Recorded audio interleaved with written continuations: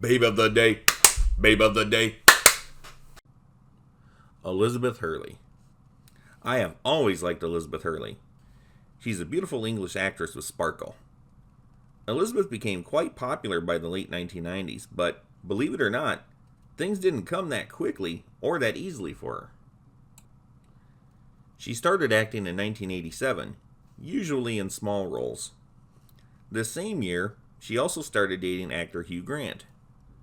When Hugh broke out in 1994 with the film 4 Weddings and a Funeral, people were starting to notice Hugh's hot girlfriend. She had been in a number of films and TV shows already, but she wasn't a name actress by any means. One of her earliest roles that I really like was Sabrina Ritchie in the action movie hit Passenger 57 from 1992. She was the sexy henchwoman of the bad guy who had disguised herself as a flight attendant. What I liked about that role is how it fooled me completely the first time I saw the movie.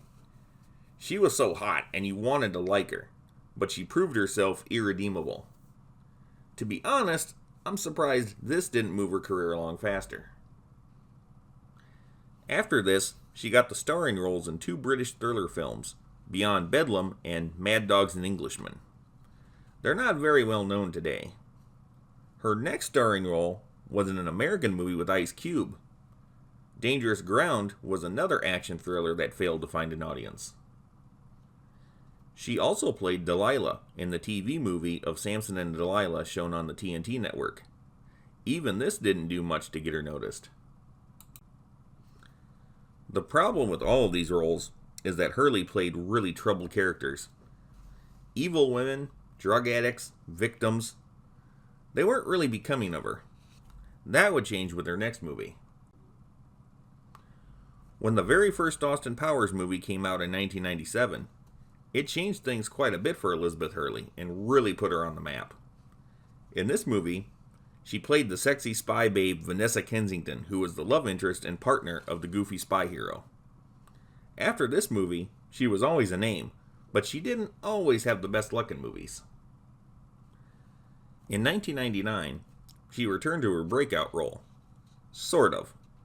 In the second Austin Powers movie, The Spy Who Shagged Me, we find out that the heroine we loved so much in the first movie was, in fact, an evil fembot all along that tried and failed to kill Austin Powers. I absolutely love this movie, and it's my favorite in the series, but I always did think that was a bad way to write out the character. Elizabeth left the Austin Powers series because she was busy with other projects. It may have been too hasty, however, because a lot of these didn't work out. She did have a success with Bedazzled, co-starring Brendan Fraser. In this outrageous comedy movie, she played the devil. It's probably the funniest take on the devil I've ever seen in a movie. This was a hit, and it's become one of her best-known movies. Elizabeth made a movie that I really, really like called Serving Sara in 2002. Matthew Perry was her leading man.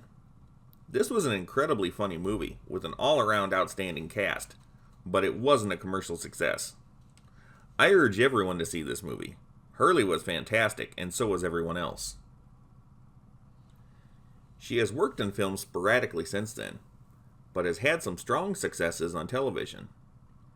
Elizabeth played Diana Payne on 14 episodes of the teen drama Gossip Girl. She was Queen Helena in 40 episodes of the soap opera The Royals. One of the most interesting TV roles was the evil witch Morgan Le Fay in 8 episodes of the Marvel superhero show Runaways. In 1995, 2 years before her breakout success in Austin Powers, Elizabeth became the spokesmodel for Estee Lauder. Even she was surprised by this because she was 29 years old, not a teenager, and had no previous modeling experience. It may have been her association with Hugh Grant that got her noticed, but she was a natural when it came to modeling. This kick-started her modeling career, which has been going on strong ever since. Elizabeth and Hugh broke up in 2000. She was married once since then, and has had a few notable relationships over the years. Elizabeth, through the decades, has maintained her beauty and looks as fantastic as ever. In 2005, she started her own line of beachwear called Elizabeth Hurley Beach that she has modeled every summer. It has done very well for her, and I'm glad because, even in her late 50s, she still looks real good in a swimsuit. With her beauty, talent, and humor, Elizabeth Hurley will always be a Babe of the Day, Babe of the Day.